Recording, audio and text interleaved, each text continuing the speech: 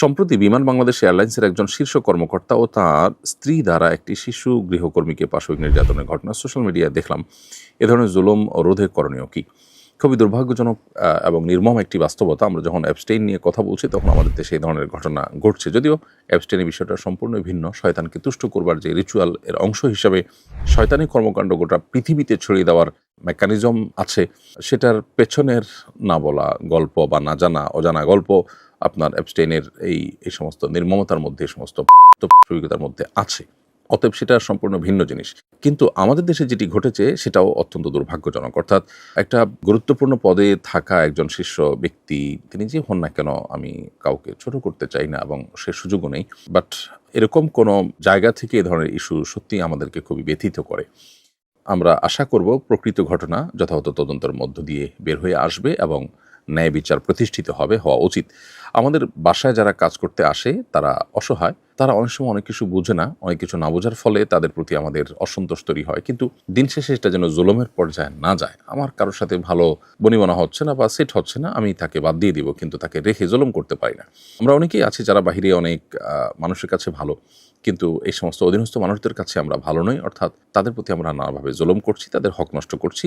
এটি অত্যন্ত গর্হিত বিষয়। বাংলাদেশে প্রচলিত আইনের দুর্বলতা, আইনের শাসনের অভাব, আইনের প্রয়োগের ত্রুটি, এগুলোর কারণে এই ধরনের ঘটনা আমরা একের পর এক দেখছি। আসলে প্রতিটি ঘটনাই আমাদেরকে বার্তা দেয় যে ইসলামী সমাধান, অন্য কোনো পদ্ধতিতে আসলে আমরা সমাধান পাবো না। পশ্চিমারা ইসলাম ছেড়ে দিয়ে ঝকঝকে তকতকে একটা দারুণ সভ্যতা তার দাঁড় করিয়ে দিয়েছে। অ্যাবস্টেইন দেখিয়ে দিয়েছে যে সেই সভ্যতার ভেতরের রূপটা কী। আর অ্যাবস্টেইনের দেখানো ছাড়াও আমরা জানি সেখানে মানুষকে আসলে মানসিক সুখে আছে। ঝকঝকে তকতকে লাইফের পেছনে যে গল্প, সেই গল্পটা তো অত্যন্ত নির্মম, অত্যন্ত করুণ। সেখানে আত্মহত্যার প্রবণতা বাড়ছে, ডিপ্রেশনের প্রবণতা বাড়ছে, নানান অশান্তি অসুখের প্রবণতা বাড়ছে। এই সবগুলো মূলত আল্লাহ থেকে দূরে সরে যাওয়ার ফল এবং ফসল।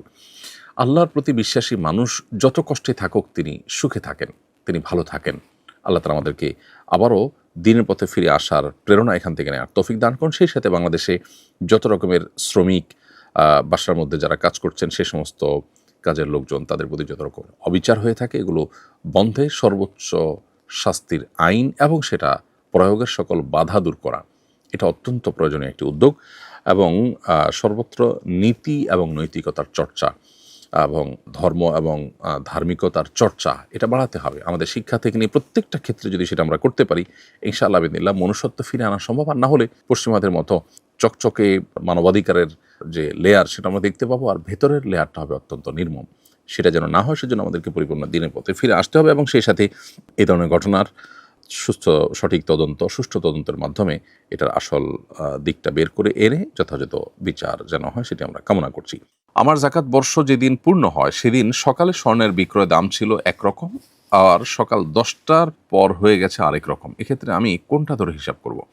উত্তর হলো, স্বর্ণের জাকাত দেওয়ার ক্ষেত্রে বা আমরা যখন সম্পদের জাকাত দিব, তখন জাকাত যখন আদায় করব তখন এটার যে দাম আছে সে দাম ধরে আমরা মূলত জাকাত ক্যালকুলেট করব।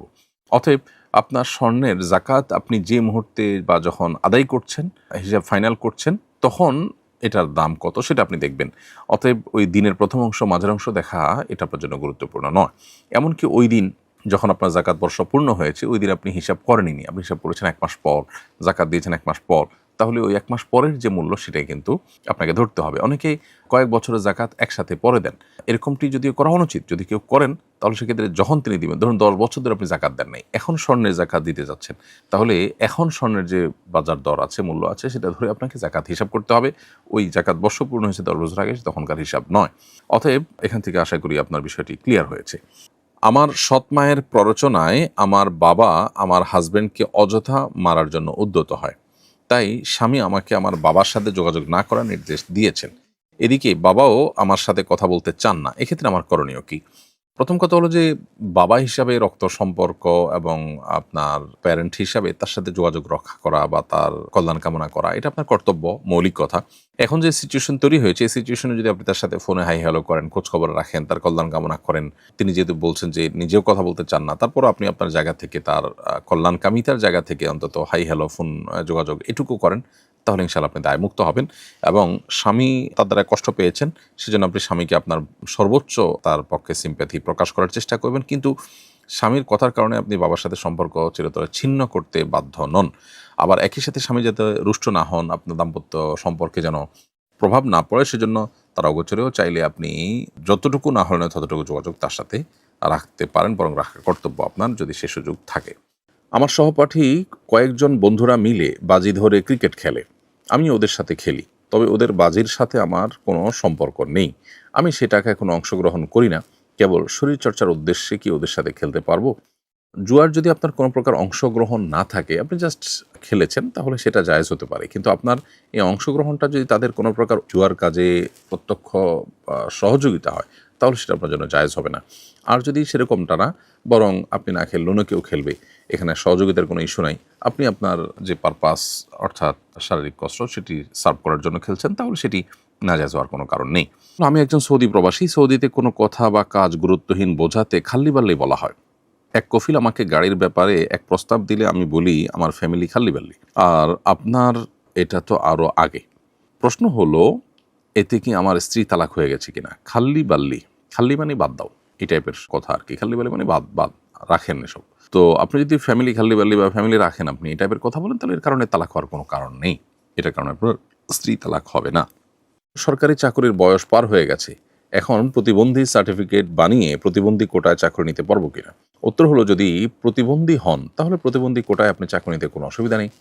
কিন্তু প্রতিবন্ধী না হয়ে যদি আপনি প্রতিবন্ধীর সার্টিফিকেট সংগ্রহ করে আপনি চাকরি নেন, তাহলে সেটা হবে হারাম কাজ, প্রতারণা এবং ভয়াবহ গুনাহের কাজ। কারণ নবী সাল্লাল্লাহু আলাইহি ওয়াসাল্লাম বলেছেন, মান গাশশানা ফালাইসা মিন্না, যে ব্যক্তি আমাদেরকে ধোঁকা দেয়, প্রতারণা করে, সে আমার উম্মত নয়। আপন মামার শালীকে কি বিয়ে করা যাবে? আপন মামার শালীকে বিয়ে করা এটা মৌলিকভাবে জায়েজ আছে, কারণ আপন মামার শালী তিনি মাহরাম নন। মামির বোনকে বিয়ে করা মৌলিকভাবে জায়েজ আছে ভাগনার জন্য, এটি নাজায়েজ নয়, কারণ তিনি তার রক্ত সম্পর্কে এমন কেউ নন যিনি মাহরাম। আমার মায়ের বয়স 50, আমার বাবা মানসিক ভারসাম্যহীন। এখনও কি মার নফল রোজা রাখার জন্য বাবার অনুমতির প্রয়োজন আছে? তার কাছে অনুমতি চাইলে তিনি দেবেন না। আপনার বাবা আপনার কথা অনুযায়ী যদি মানসিক ভারসাম্যহীনই হয়ে থাকেন, তাহলে আপনার মা নফল রোজা রাখার জন্য আপনার বাবার অনুমতি নেওয়ার প্রয়োজন নেই। তবে মনে রাখতে হবে আপনার একটা মৌলিক কথা, সেটি হলো, স্ত্রীর কাছে স্বামী যদি কখনো ডিমান্ড করে স্ত্রী নফল রোজা রাখার পর, তাহলে সেক্ষেত্রে রোজা ভেঙে হলেও স্বামীর সে ডিমান্ড পূরণ তাকে করতে হবে। কারণ এই বিষয়টি মূলত একটি সমাজের স্থিতিশীলতা, সুস্থতা এবং স্বাভাবিকত্বের জন্য দেওয়া। শরিয়ার অনেকগুলো বিধিবিধান আছে, যে বিধিবিধানগুলো আপাত দৃষ্টিতে আমাদের কাছে বুঝে আসে না, অথচ সেগুলোর অন্তর্নিহিত দিক যদি আমরা ভালোভাবে গভীরভাবে পর্যবেক্ষণ করতে পারি, পর্যালোচনা করতে পারি, তাহলে সেক্ষেত্রে আমাদের কাছে পরিষ্কার হয়ে যাবে যে এই বিধানের কত উপকারী দিক আছে বা কত দিক বিবেচনা করে আল্লাহ তাআলা এটি দিয়েছেন। সমাজে ব্যভিচার, নারীর প্রতি পাশবিক নির্যাতন এবং সমাজে আপনার যত রকমের এই জাতীয় অপরাধ সংগঠন হয়ে থাকে, সেগুলো যেন না হয়, তার জন্য শরিয়া বহু রকমের ব্যবস্থা রেখেছে, এর মধ্যে এটাও একটা। অতএব একটি সমাজের স্থিতিশীলতার প্রয়োজনে স্বামী স্ত্রী পরস্পরের প্রতি সহযোগিতাপূর্ণ মানসিকতা থাকতে হবে এই ইস্যুতে। অতএব সে বিষয়টিকে মাথায় রাখতে হবে। এমনিতে মৌলিকভাবে আপনার বর্ণনা অনুযায়ী আপনার বাবা অসুস্থ হলে সেক্ষেত্রে তার অনুমতি না নিয়ে নফল রোজা রাখতে কোনো অসুবিধা নেই।